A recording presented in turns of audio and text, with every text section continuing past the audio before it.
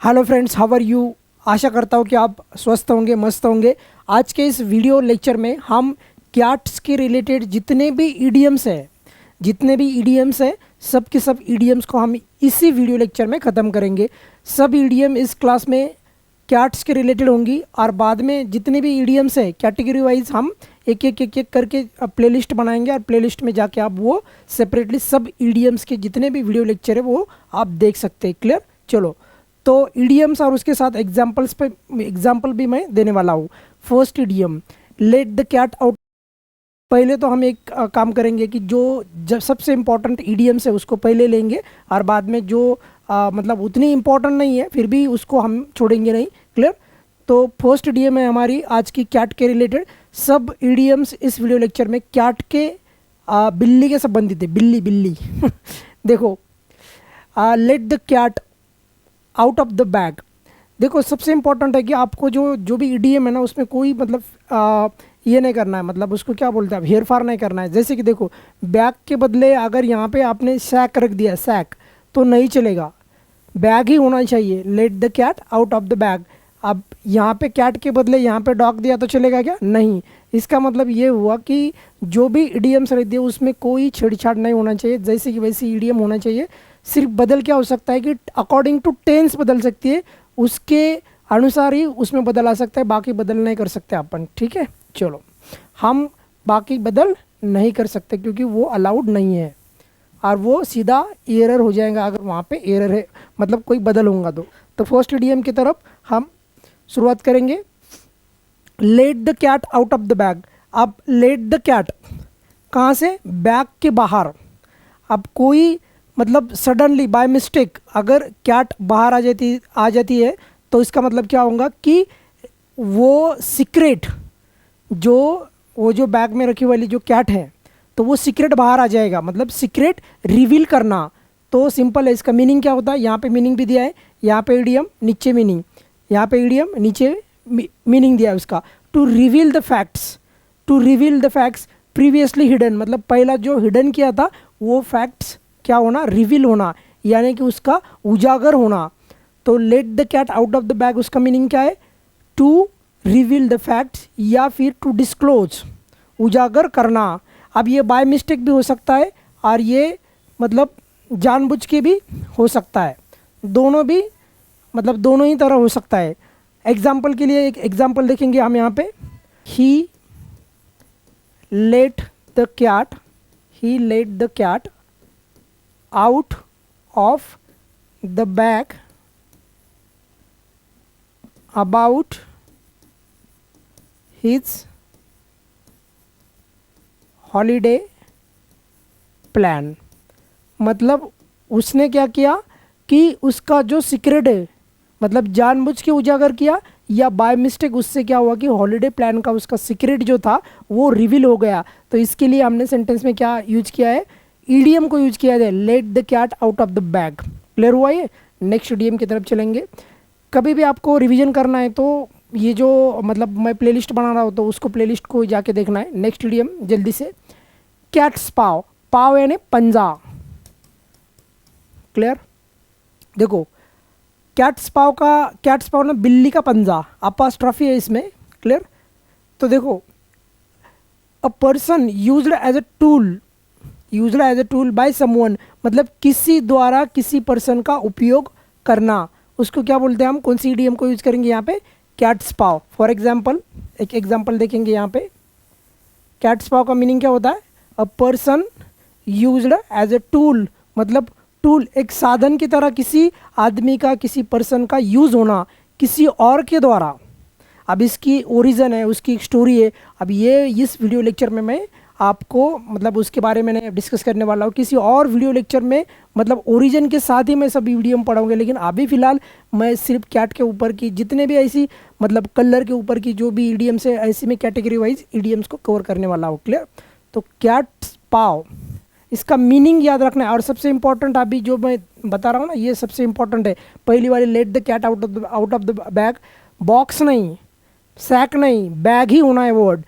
इसीलिए यहाँ पे देखो, कैट्स पाव यानी पर्सन का, किसी पर्सन का यूज करना किसी और के द्वारा, एक साधन के रूप में। जैसे कि एग्जांपल के लिए देखो, पॉलिटिशियन तो तुम्हें पता है, मतलब लोगों को क्या करते हैं, वो यूज करते हैं। और हर कोई पॉलिटिशियन की बात नहीं कर रहा मैं, लेकिन कुछ होते हैं, आपको पता है। फॉर एग्जांपल, एक एग्जांपल लेंगे, डू नॉट या फिर don't, don't don't don't be a cat's paw. Cat's paw मतलब ऐसा पर्सन ना बनो जो किसी और के लिए, मतलब कोई आपका यूज करेगा, ऐसा मत बनो। फॉर एग्जांपल, अच्छे के लिए यूज होना चाहिए लेकिन बुरे के लिए नहीं।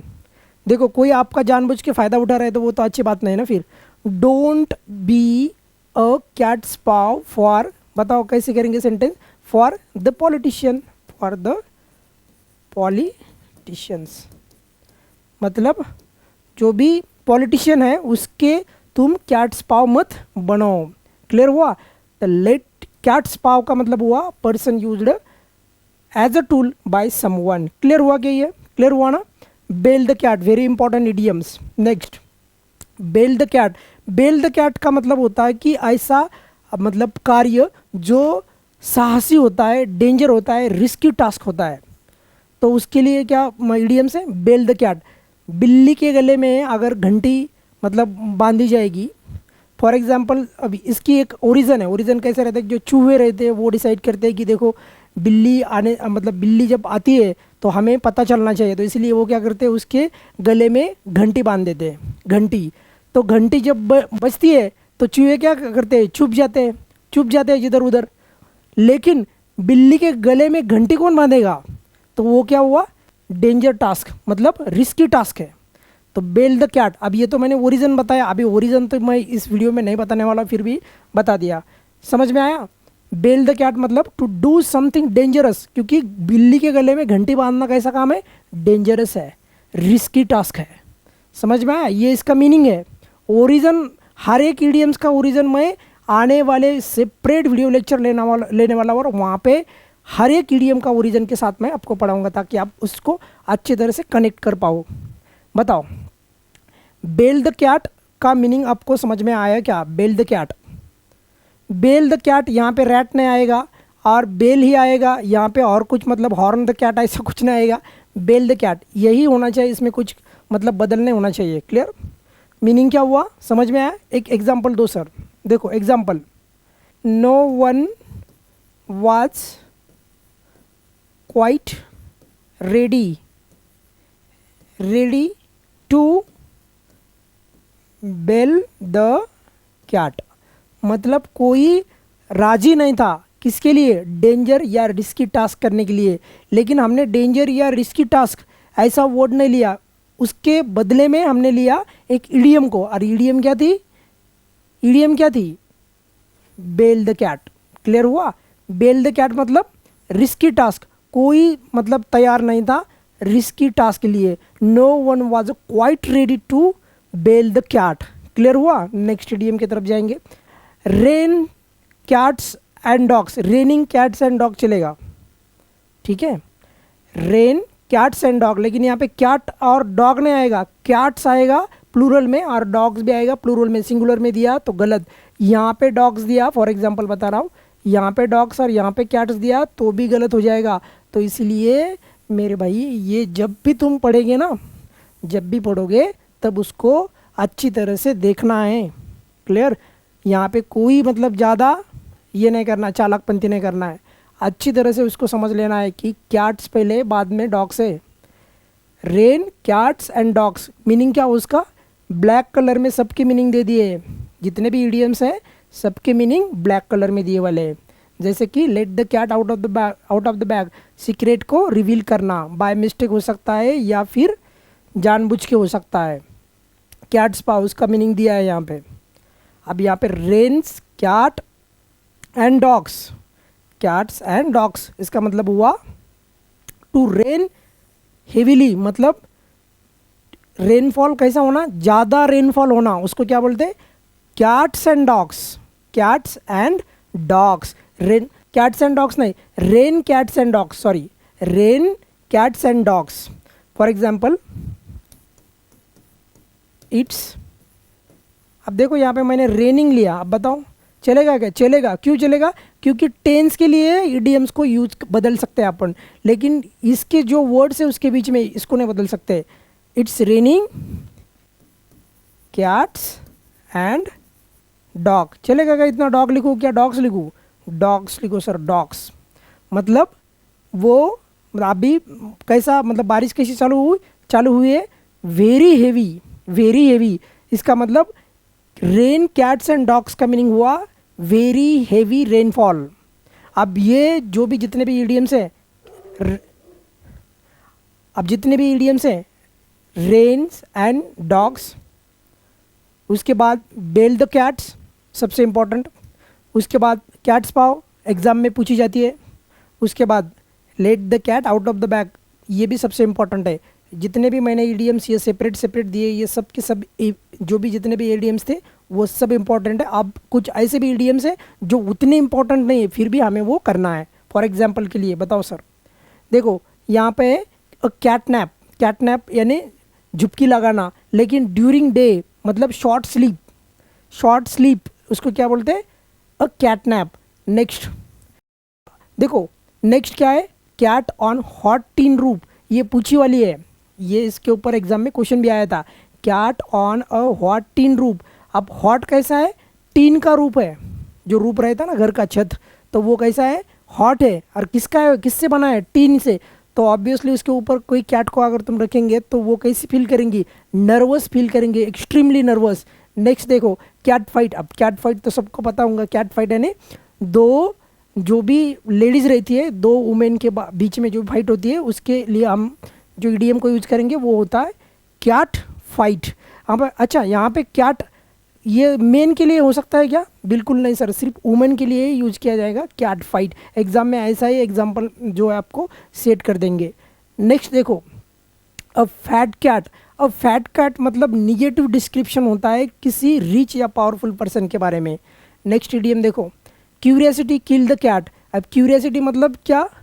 कि किसी मतलब ज़्यादा अपन जब क्वेश्चन करते हैं ना, तो वो क्वेश्चन ही तुम्हें ट्रबल में ले जाएंगे, तो इसीलिए क्यूरियसिटी किल द कैट इस ईडीएम का मीनिंग होता है कि बीइंग क्यूरियस, ज़्यादा क्यूरियस होना, गेट यू इनटू ट्रबल, ज़्यादा क्वेश्चन नहीं पूछना। क्लियर? नेक्स्ट देखो, कैट्स पायजामा। कैट्स पायजामा क्या है? कैट्स पायजामा का मीनिंग होता है एक्सलेंट पर्सन या फिर thing.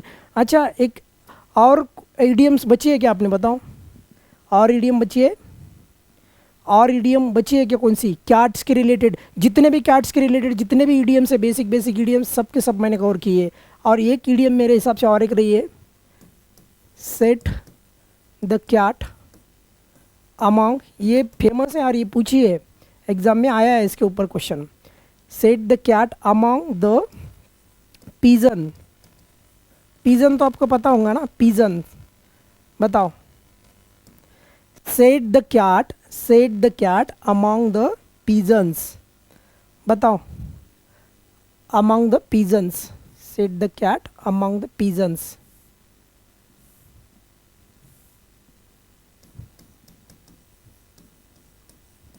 Set the cat among the pigeons मतलब कैट को पीजन्स के बीच में अगर मतलब रख देंगे तो क्या हो जाएगा? ट्रबल हो जाएंगी, ट्रबल का कारण बन जाएंगी, कॉज बन जाएंगी। तो ऑब्वियसली इसका मीनिंग क्या आएगा?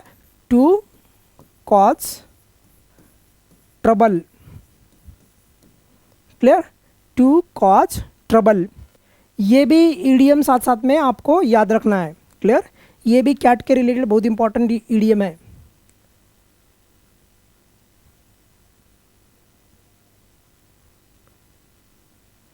क्लियर हुआ? तो मेरे हिसाब से मैंने जितने भी ईडीएम्स हैं रिगार्डिंग कैट के, जितने भी ईडीएम्स हैं सब के सब ईडीएम्स, और जो इम्पोर्टेंट है वो पहले लिया, और जो ज़्यादा इंपॉर्टेंट नहीं ना, ये एक ही पन्ने पे लिया सबको, एक ही मतलब इसका स्क्रीनशॉट भी ले सकते हैं तुम। और जितने बाकी जो मोस्ट इंपॉर्टेंट जो ईडीएम्स है कैट के रिलेटेड, उसके ऊपर मैंने क्वेश्चन भी आपको फ्रेम करके मतलब ये एग्जाम्पल भी दिया और साथ साथ में उसका मीनिंग भी आपको यहाँ पे बताया था। क्लियर? अच्छा, एक आपको एक क्वेश्चन पूछूँ क्या मैं कमेंट बॉक्स में? आपको अगर उसका मीनिंग पता है तो फिर कमेंट बॉक्स में उसका मीनिंग बता देना है, ठीक है? प्लेइंग कैट एंड माउस, बताओ। इसका मीनिंग अगर आपको पता है तो कमेंट बॉक्स में आपने इसको टाइप करके बताना है कि सर इसका meaning playing cat and mouse, इस ईडियम का मीनिंग क्या है, प्लेइंग कैट एंड माउस का मतलब क्या होता है। क्लियर।